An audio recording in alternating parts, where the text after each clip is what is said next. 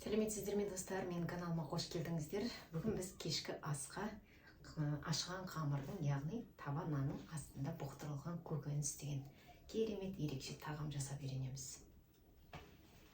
Қараңыздар, түрі ең керемет. Менімен бірге соңына дейін болыңыздар, бірге жасап үйренейік. Ал достар, бүгінгі біздің кешкі асымызға керек ең бірінші біз қамырын елеп алайық. Ол үшін бізге бір ас қасық қантымыз қажет болады, 3 ас қасық сұйық май керек болады, және йогурт, не болмаса сметана алсаңыздар да болады. Бір жұмыртқа, бір чай қасық дрожж, яғни аштыққа қажет болады, 150 грамм су, жылы су қажет, және ұнымыз қажет болады. Ұн 250-300 грамм жетеді, және бір чай қасық тұз. Ал онда кірісейік.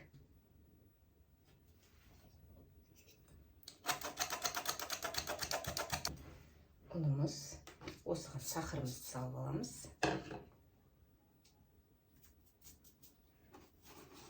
Бір чай қасық тұз саламыз.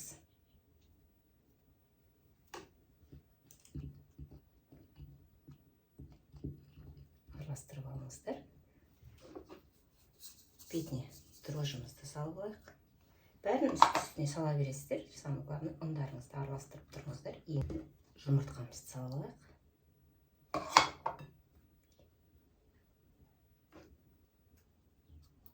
Үш ас қасық сұйық майымызды қоямыз.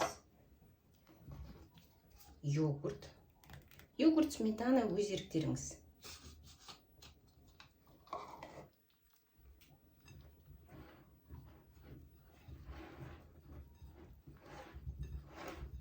Енді жылы суымызды құйып. Мінекей достар, біздің тестамыз, қамырымыз дайын болды. Енді табамыздың астын кішкене майлап алып, осы тестамызды, қамырымызды 40-45 минутқа жылы жерге қойып қоямыз. Ал достар, бүгінгі біздің кешкі асымызға керек көкөністеріміз. 500 грамм ет қажет болады, сиыр еті. Баклажан, көп баклажан дейміз, кабачки қажет болады. Болгар переціміз қажет. Чесночный стручки дейміз ғой. Сабақтары, чесноктың көк сабақтары қажет болады. Жуа, бір жуамыз, 3-4 картоп және 2 сәбіз қажет болады. Бірінші етімізді біз жақсы турап қуыруға жіберейік. Мінекей етімізді мынандай кубик, үлкендеу, квадрат кубик турап аламыз. Етімізді қуырамыз. Ол үшін бізге майды көп құймаймыз, сұйық майды 50 граммдай сұйық май жетеді, және еттерімізді салып қуырып аламыз.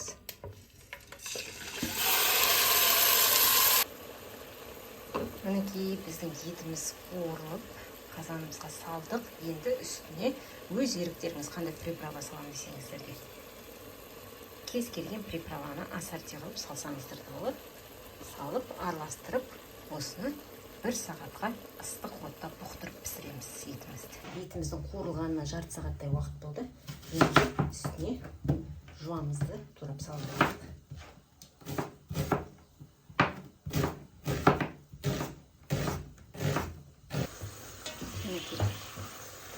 Етіміз қуырылды. Енді осының үстіне жуамызды саламыз. Жуамызды салып, тағы да 5 минут бұқтырайық.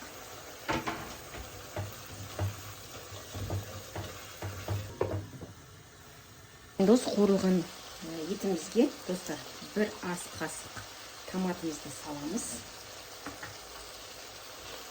Жақсылап араластырып, үстіне 200 грамм су құйып, 40 минут бұқтырып қоямыз тағы.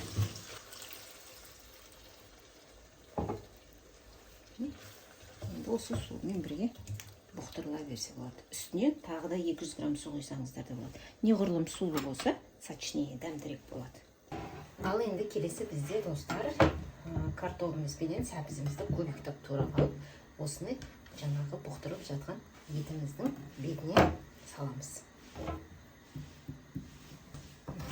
Осындай кубик қып, сәбізіміз бен картоғымызды турап аламыз. Мінекей картоплымыз бен сәбізімізді осындай майда көбектеп турап алдық. Орташа көбекті қатты майда болғанды керек емес. Келесі бізде чеснок, чесноктың көк сабақтары.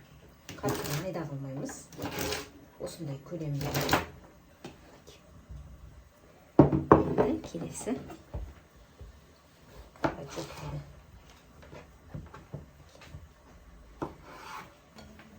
Кабачогымыз да дайын. Келесі болгар перціміз. Етімізді, томатымызды салып, бәрін 1 сағат бұқтырып алдық. Енді келесі біз осыған сәбізіміз бен картоплымызды саламыз. Пісін 10-15 минуттай бұқтырып пісіріп алайық. Мінекей достар, біздің картошкамыз бен сәбізіміз, етіміз бұқтырылып пісіп қалды. Енді біз келесі осыған чесночный стручкіміз дейді. Соны саламыз. Яғни чесноктың көк сабағы. Және кабачкіміз дейді ғой. Кабачкімізді саламыз. Араластырып бұқтырып қоямыз тағы да осыны. Мінекей кабачогымыз бен жаңағы сарымсақ дейді, сарымсағымыздың көк сарымсағымыздың бәрі салып пісіріп алдық. Енді үстіне болгар перецімізді саламыз.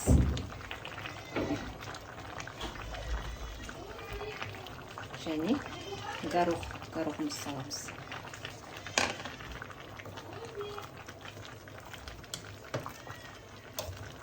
Енді осының бәрін 10 минут бұқтырып аламыз. 10 минутқа бұқтырып қоямыз.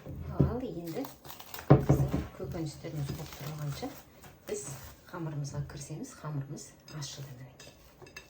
Мық әдемі болып ашыды.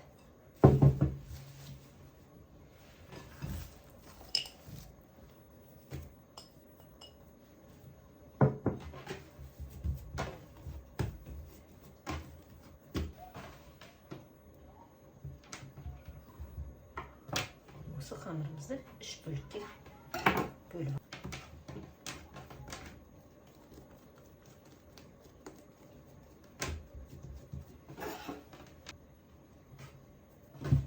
Осы қамырымызды енді кішкене жайып аламыз.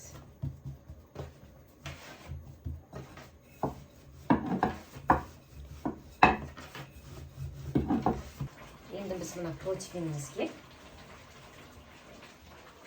жаңағы піскен көкөністерімізді саламыз.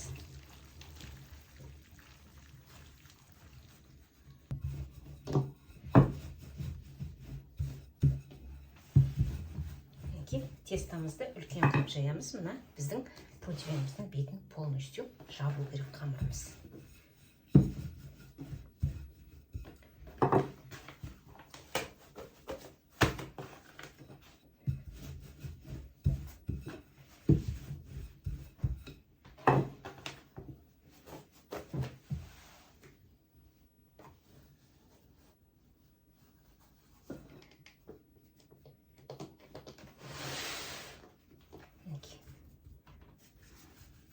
Қамырымыздың бетін жабу керек. Мына жерлерін қатып басып шығыңыздар.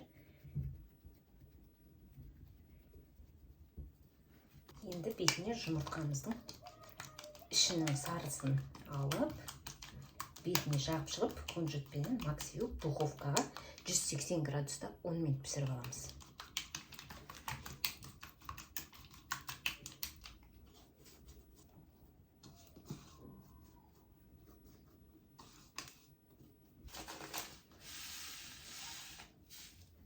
Мінекей достар, бетіне кунжут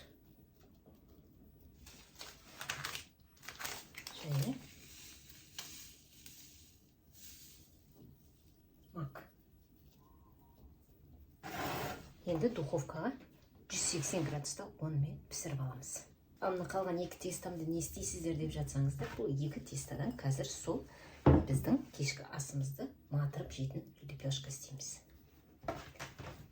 Мынандай кіші теста қамырдан. Протеиніміздің жаңағы пергамент қағазымызды майлап аламыз. Осының ішіне қамырды саламыз.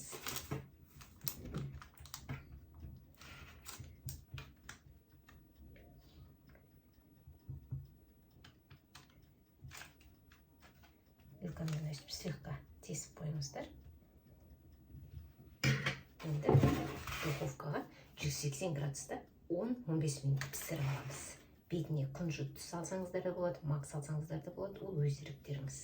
Мінекей достар, біздің нанымыз да пісті. Және тамағымыздың енді дәмін көрейік.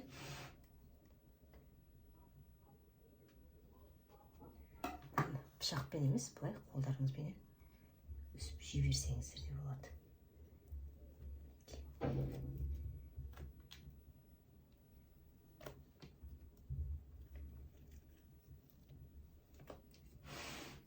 Қараңыздар,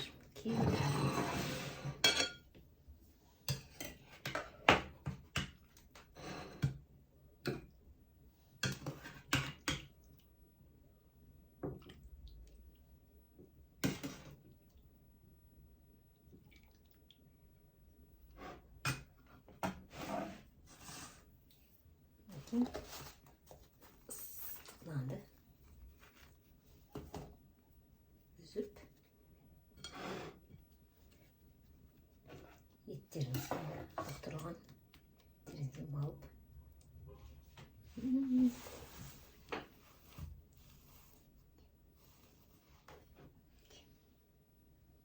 керемет болып тұр.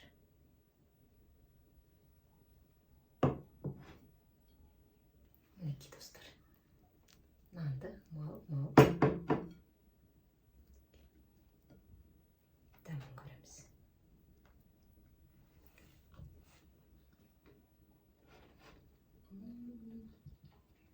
Нан деген қыптырлап тұр, қытырлық.